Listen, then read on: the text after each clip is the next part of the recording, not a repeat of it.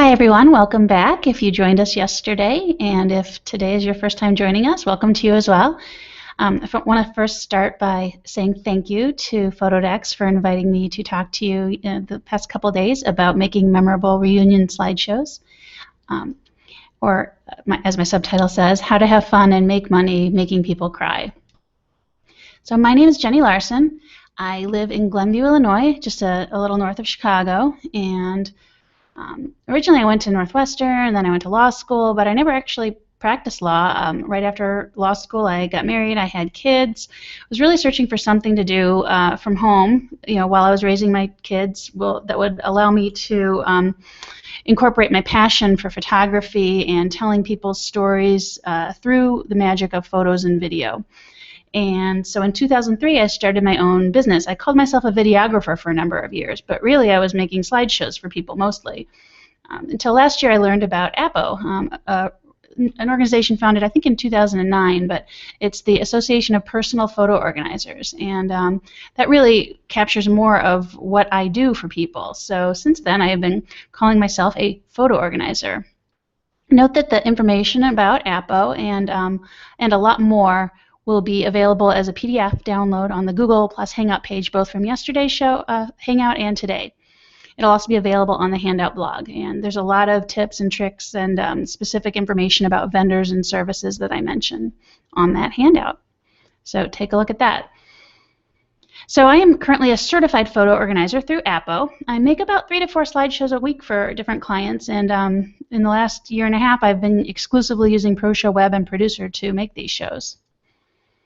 Last but not least, I have 3 boys and a small zoo of animals that keep me busy when I'm not helping people tell their stories through photos and video. So today we're talking about putting it all together. Yesterday's webinar, which you can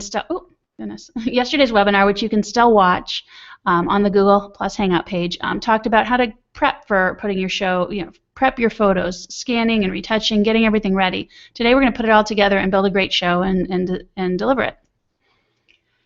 So some of the things we'll be talking about today are pacing, style, theme, transitions. I'm going to show you a few cool tricks outside of ProShow software that you can incorporate to make your show stand out. Talk about beginning and ending your show, how to share it properly, and if you're going to do this for profit, how maybe to price your services, and some packaging options. And real quick, show you some AV equipment that I use to rent out. So first, how to tell the story. Assuming we've gathered up all our photos, I think yesterday we touched a little bit on this, but oops, hold on one second. I got to flip my pages here. I'm getting ahead of my paperwork. Actually, before I talk about how to tell the story, let me first say I got a couple questions. Why should and this is something I kind of grapple with. As I said, I do 3 to 4 slideshows a week, and it amazes me because to me it's so easy to make a slideshow. And so over the last 12 years I've been doing this, software has gotten easier and easier to use. And my 11-year-old can make a slideshow in 2 seconds on his iPhone. So why are people hiring me still? Well, the real reason I think is that I am an expert in telling stories, and I will deliver a polished, professional show. And so many of the shows I see that are put together with a lot of love, from family members at a bar bat mitzvah, they just lack a lot of polish, and they make a lot of mistakes because they were doing this once. And you're going to be, if you're doing this for profit, going to be doing a number of shows, and you'll really be an expert. So I strongly believe there's a market for this type of business. So. Anyway, that said, so how are you going to tell this story? There's a couple of options here. We've got chronological or themed. Pretty much advantages to a chronological story. Now this works great for a vacation recap, maybe a memorial, a year in review, something where the exact order of photos matters. The problem is sometimes it's hard to get the photos in order, and you can get bogged down putting them in order, and if one's out of order, it really sticks out. So what I like to recommend is that you do a more themed approach. You'll see as the photos gather up that they start to fall into different categories. Go with those categories. It works great for like a sports recap, great plays maybe in one, the fans in another. So for an anniversary show, I might do, the early years, kids growing up, vacations through the years, friends and family through the years, ending with grandkids.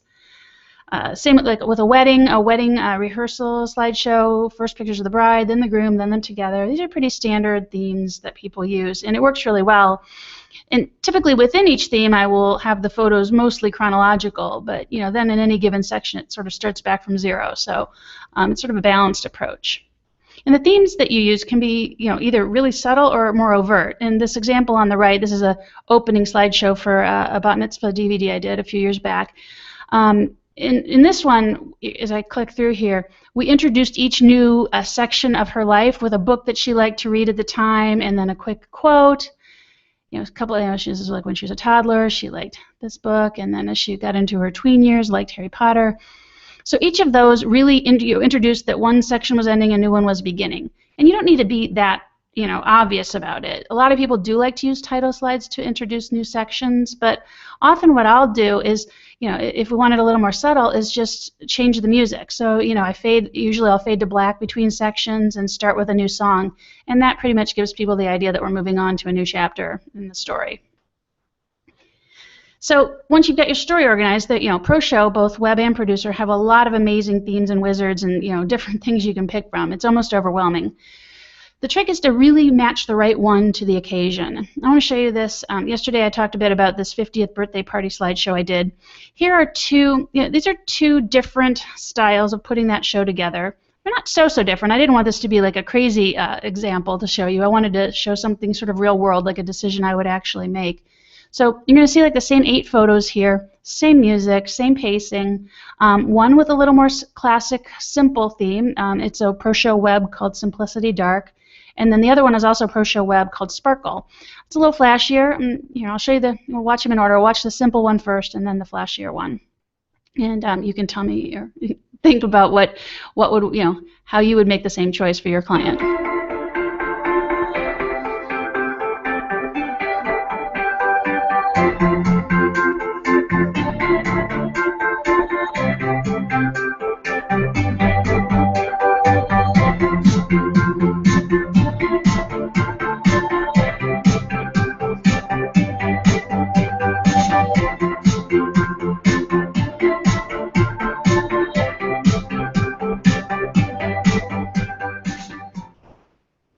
Okay, so that was a more simple classic approach. In general, I think that type of look will stand the test of time more. For a long time, I just used a plain, simple Ken Burns effect. I didn't like any kind of flying around or flashiness, but I've learned in the last couple of years, people really expect to see something a little more produced. So that's why even the classic themes within ProShow are a great way to be classic and simple, but yet deliver a little more wow than just a plain and simple pan and zoom. But here's the next version of that show, a little sparklier, a little flashier. I think it seems to go faster, even though it's the exact same images and same timing.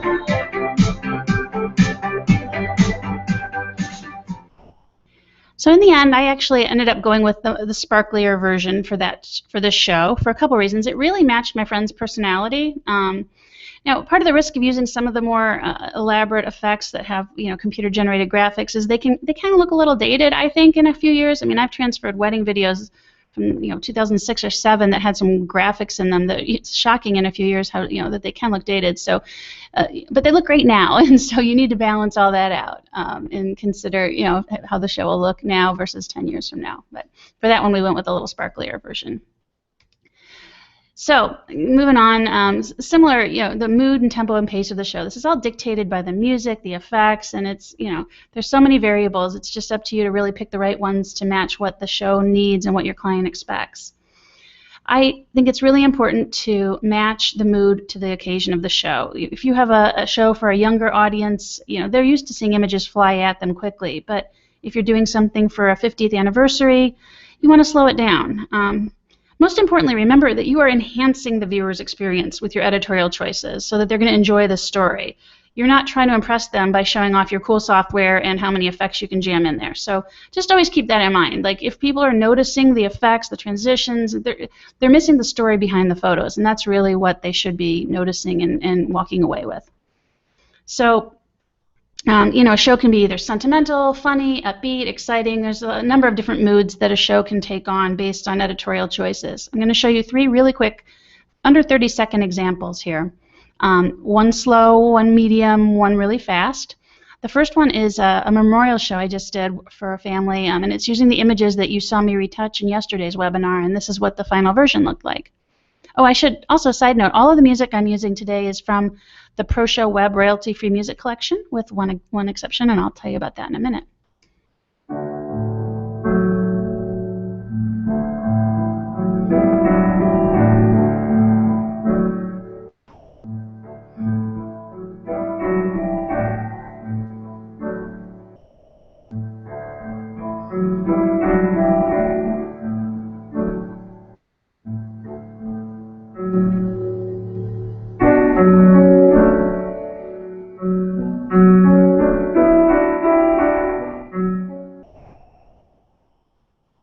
Okay, so that's a nice slow classic example, and in that one rather than having any fancy transitions, I just did a quick dissolve between each one. Now the next one is something, my brother's birthday was a couple days ago, and I took a bunch of funny pictures of us from the 70s, and I really love the new Remember When effect that is available both through ProShow web and as a freebie download through the Slideshow blog for ProShow producer users. And I thought it worked really well for the photos of us in the 70s and 80s. So here is just a quick little snippet of what I did for my brother.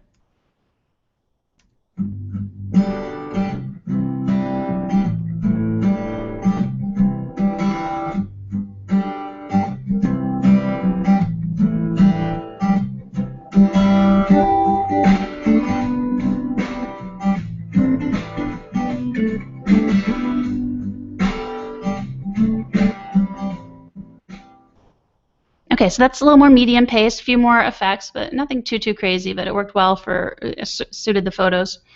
And so last but not least, a really upbeat show. This is something I did for a college football team last year, a season recap, and the audience here it was an end of season banquet, so there were a number of, it was the players and their families, and they wanted, really, up-tempo music and, fast-paced imagery, so here's what we ended up with. And this was, I should mention, this was done with the sports and action effect pack.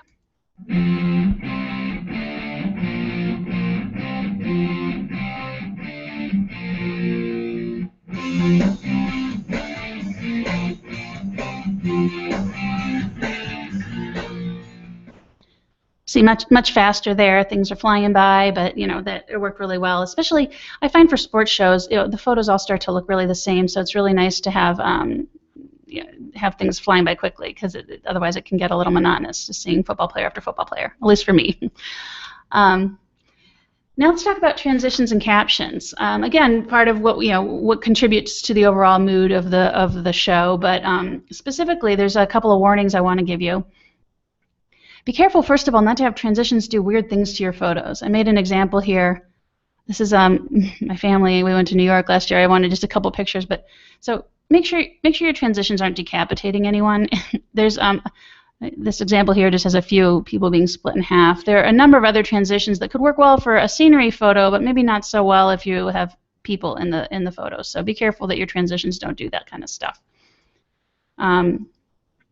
Next, if you're using really busy effects, in general, I like to do a simple crossfade. I try to keep the transitions more simple so people aren't getting dizzy. And the football example I showed you was a little different. I used both, sort of more elaborate effects and elaborate slides. But in general, the busier the effects or slide styles that I've chosen, the simpler I'll go with the transition, because it can get to be too much.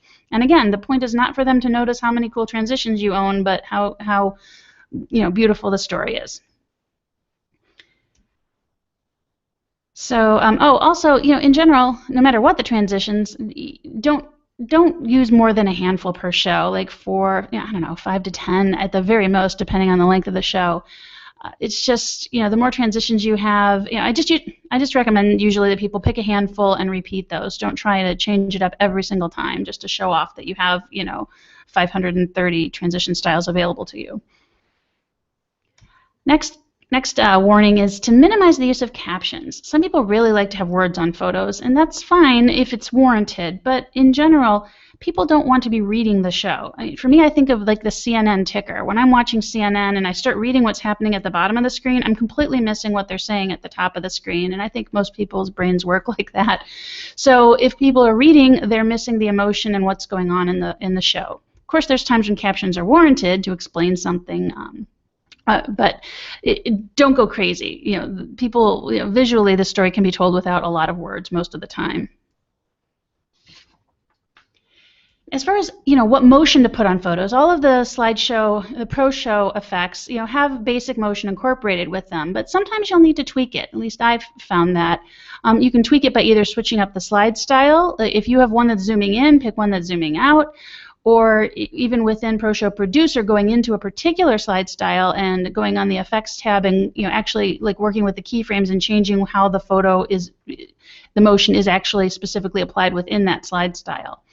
I like to adjust the motion towards the action in each photo, like towards the people. Or if it's a zoom out, I start with the people and zoom away. Try to avoid zooming towards empty sky or other weird areas. You want to draw people's attention towards the emotion and what's happening in the photo.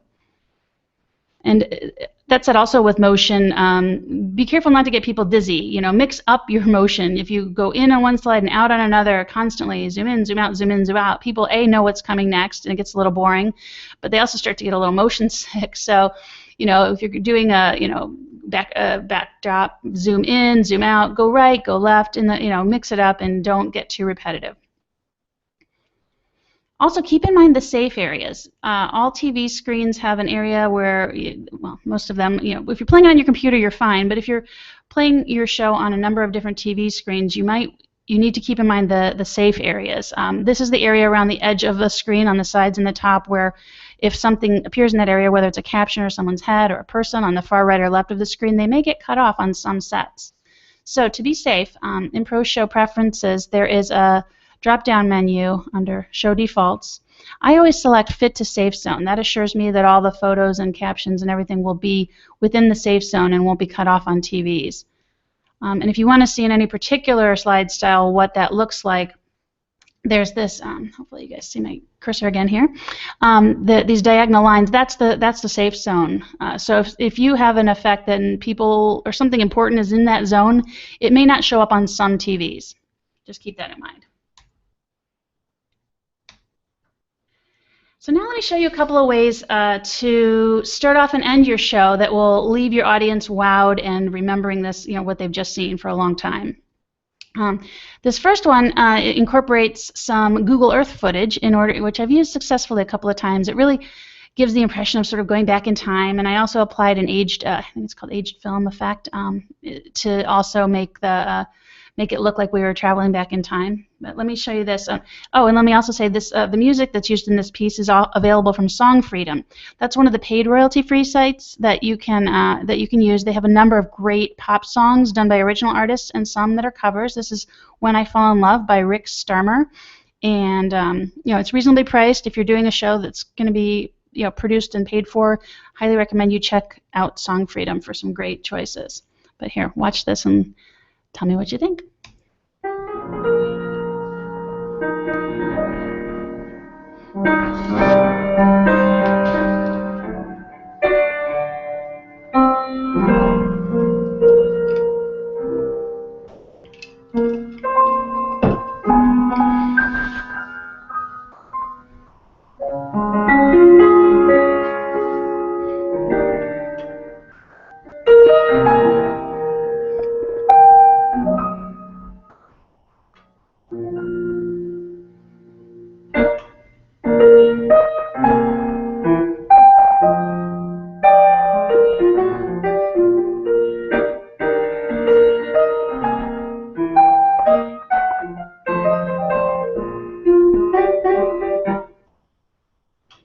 Okay, so don't you want to know what happens to those people? I've showed that a couple times, and people are always like, what happens next? That's because it's a great opening sequence. It really hooks people in, and it's the great beginning of a story. People want to know what happens, and they want to watch. So, you don't have to do anything that elaborate, but I encourage you with all your shows to start with a cool title slide, something that really hooks people in and lets them know what they're in for and what they're about to see. I don't know if you just heard what I said about the having an ending, and I've just seen a number of shows that have that sort of end abruptly, that don't have, they just sort of stop, the music stops, the pictures stop, and the audience is wondering if there's something else happening. So a couple ways to do it. First, I think you just saw there having a photo and a message. Here's another way that oops.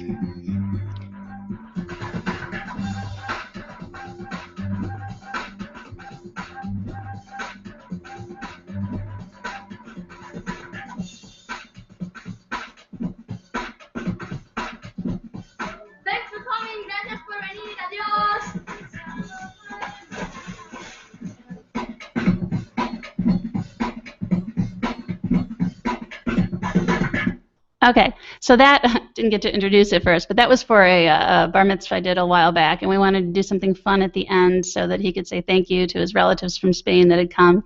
That was also a PAL version originally, which is why the photos were a bit distorted there. But I basically did a quick recap of like one picture from every year of his life, and then ended with a video surprise. So my point in all of this is just to get creative, figure out a fun way to end it. I think most commonly that photo, an ending photo, a great photo of the gift recipient or of the family, a nice message saying "I love you."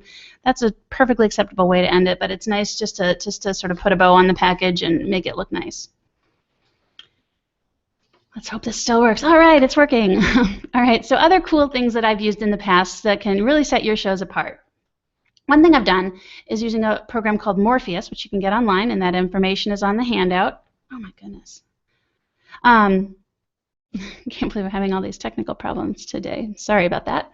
So anyway, this program called Morpheus is really cool. On their website, they're going to show you some morphs of people turning into other versions of themselves or even into cats. To me, that's a little creepy, but I really like to use it for construction projects. And I do some work for corporate clients. I've done some construction recaps, and it works really well. Now, Morpheus works best when the two photos match up exactly. I'll show you this quick little renovation video I did. But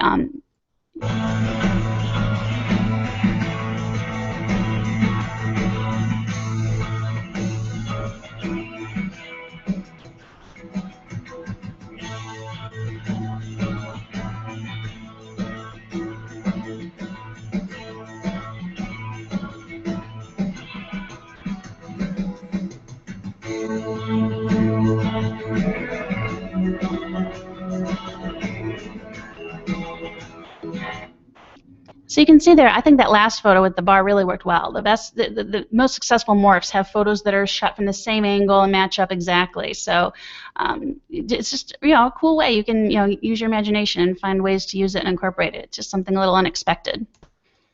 Speaking of unexpected, here's another effect. Now this is effect. I think it was made known in a movie called "Kid Stays in the Picture," a documentary, and at least that's what it's called. If you do a Google search for "Kid Stays in the Picture" effect, you'll find this. Basically, you take a photo using Photoshop, create some layers, and then manipulate the layers differently. Now, I actually did this using a Mac program called Motion, but you could, I think, do it just as easily on a PC if you had After Effects. Haven't tried to do it yet in ProShow, but maybe I'll try that one of these days. But here's what it looks like. You can see the boy is sort of moving independently from the background behind him. It looks kind of cool. And go on to the next photo. And last but not least, something I've been doing lately is just sort of funny, unexpected things with Photoshop. I had a client recently, like last month, that was doing a 90th birthday for his mom, and he really wanted it to be kind of funny and lighthearted. So he wanted to have pictures of her like throughout time, like with dinosaurs, her face on the Sphinx, and so we really made a funny show. And here, when we got to the 60s, here are a couple of things that I did. Put her on the moon. We had a caption, it's something that said, Peg had a great time in the 60s, and we had her. At Woodstock as Jimi Hendrix, people were laughing. The Photoshop work is done by me. It is, kind of a hack job, but that's fine for this type of photo. It's just supposed to be fun and funny. It's not supposed to be, too polished. And it certainly worked. People loved it. So consider, just using your creativity and integrating some different things. Now, your show's done. People are going to love it, but how are you going to get it to them? First thing I do for clients is put a review online. I like to use Vimeo, sometimes YouTube. Vimeo, I do a password-protected video or unlisted video on YouTube, so the client can view it and make changes before I start burning DVDs, because I hate to burn like 8 to 10 DVDs for a family and find out that we forgot a photo or something's out of order. I keep the final version of the show up online often as well, so that the client can share it with friends and relatives far away. And as for delivery, usually people still, for me, really want DVDs, although I encourage Blu-rays because the quality is dramatically better, as you probably know. Also, of course, online, as we just talked about. Or even a self-contained movie file that I deliver on a flash drive or USB drive. And that's really where I'm heading towards. And in yesterday's show, I showed you a great resource for getting personal customized flash drives. It's photoflashdrive.com.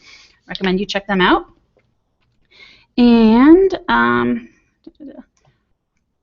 also, a lot of times clients will need a looping DVD for the event that'll just play over and over. And depending on how they're using it, make sure you let people know that's an option, or consider it for your own family if you want something to just play in the background over and over.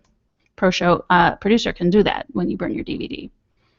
I also have always designed really special custom DVD cases for extra impact, and this is where you can really shine. I try to help the client come up with a really catchy title. Here's one, called it The Angel and the Wise Man. This is for an anniversary, but other titles I use a lot are, Fabulous at 40, 50 Wonderful Years, just some kind of title that is more than just like 50th Anniversary DVD. You just want to make it look like more of an actual Hollywood-style movie. So get creative. Here are a few more cases I've done over the years, different types of shows. Sometimes I work with a graphic artist, depending on how much. Depending on the client's budget and how much time we have. But those are just a few examples. I always try to make the case special, really, and then I package it nicely too. And again, on that handout, there's resources that I use for printing and DVD case wraps, just to make it look like it's it's something you bought off the shelf at a store. Last but not least, encourage your client, or if it's for your family, make sure you test the DVD on the actual equipment on which it will be played at the party. This is important because even though DVDRs are, and BDRs are compatible with a high percentage of players, you don't want to be that 0.1% that is not compatible and not find out until the show starts. As you saw today, technical errors during a presentation are really frustrating. So make sure you test yours all the way through to make sure it plays properly. Also, I like to warn people that sometimes a recipient can be overwhelmed. If they're at a big party and people are watching them watch their life flash before their eyes, it can be an overwhelming experience. So I often warn my clients, to expect that, and if they anticipate someone would be overwhelmed, it might be a good idea to give it to them in advance, so they're not seeing it the first time at the event with everyone's eyes on them, watching as they cry or laugh. I have had clients tell me that, they're at the event, they're, say if they gave it to their parents for 50th anniversary, that they might seem overwhelmed, but then they go home, watch it over the weekend over and over again, and they laugh and cry, and I get a call on Monday saying how much they loved it. So, but delivering in advance, if you anticipate any issues, might be a good idea. So let's talk specifics about what I charge and, what some other people that I know charge to put shows like this together, in case you're thinking of doing this professionally. First of all, there's really a couple ways to price your show. You can do a package price by the photo or by the minute of produced footage. I have always charged by the photo. It just makes most sense for me because the difference in work between 100 photos and 500 photos, it goes up exponentially. So it makes sense for me. Longer show, more time involved for me. So I charge by the photo. But I've noticed a number of people do package pricing. So you could, say charge $500 for, up to 150 images and 2 copies of the DVD, whatever it is. I personally charge $4 per photo with a minimum of 100 photos, or $400. So you could bring me 50 photos, but 400 is the minimum. And what I do for that is I don't start then nickel and diming people for extra, for a video version online, a preview version. I don't charge extra for that case design. I don't charge extra to add captions or title slides. Some people do that. And I originally started with different prices for that stuff, but it was taking me longer to bill people, and I just got frustrated. So I just include it all. I have one, all-inclusive price, $4 a photo. It's pretty easy to remember, and it's worked well for me, and people still come to me and buy slideshows. I find sometimes if I'm only doing 100 photos, and sometimes those show, depending on the client and the situation, $400 might not be enough. But for larger shows, over 150 photos, or for really big shows, or over 200, 300 photos, then it's a really good return. Great moneymaker for me, great return on my time. So. I did, for a while I was charging a discount for digital photos because I didn't have to scan them, but honestly with that high-speed scanner, there's not a lot of difference, and as I told you yesterday, I retouch each and every photo, so I don't provide a discount anymore for that. It's just one price. Now, when I was originally looking into pricing a few months back, I had a friend who was getting married call a number of videographers coast to coast and ask what they charged for slideshows, and I can tell you prices are really all over the map, but and it really is dependent on your geographic area. Some folks in New York, up to like $575 for 125 pictures. Someone in the middle of the country charges $75 and then $2 per photo. It's really kind of region dependent. So I would encourage you to call around to some places in your area, or maybe get a friend to do it, and pretend they're putting a show together, and maybe do some web research on your own and find out what the going rate is in your area, and try and be competitive.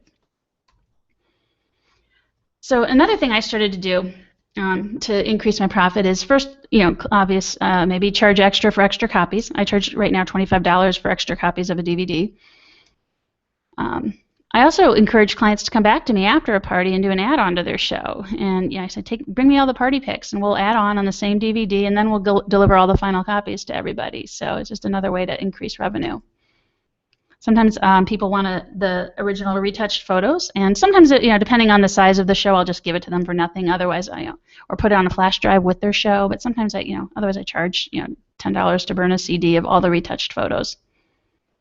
I also charge extra to do voiceover narration, and not too many people want to do this, but when they do, it's really time consuming. So I charge 150% premium on that.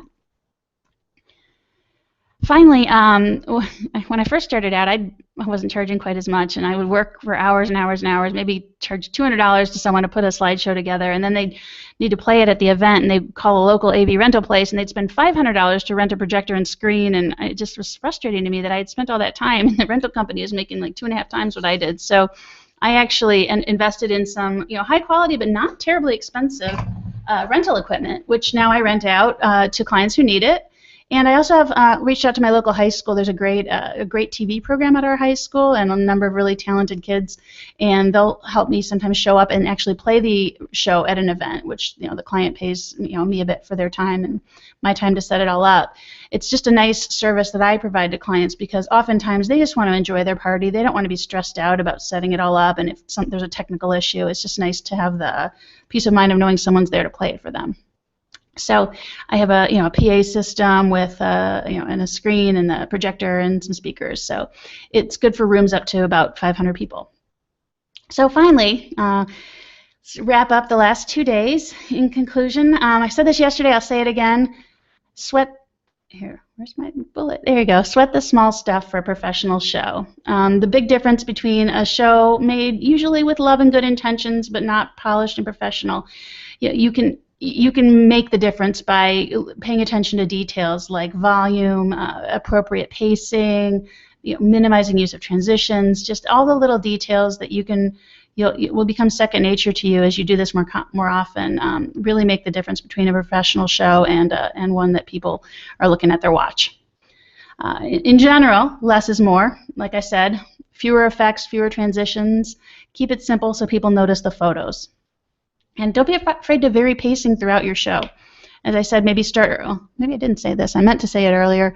Sometimes when I'm doing a show, the earlier photos where people may take, the photos are older, people look different, I keep those on the screen a little bit longer. And then as you get closer to the end, more contemporary photos speed up the pace. So don't be afraid to do that. Your audience will never know the difference, that the photos are coming at them faster.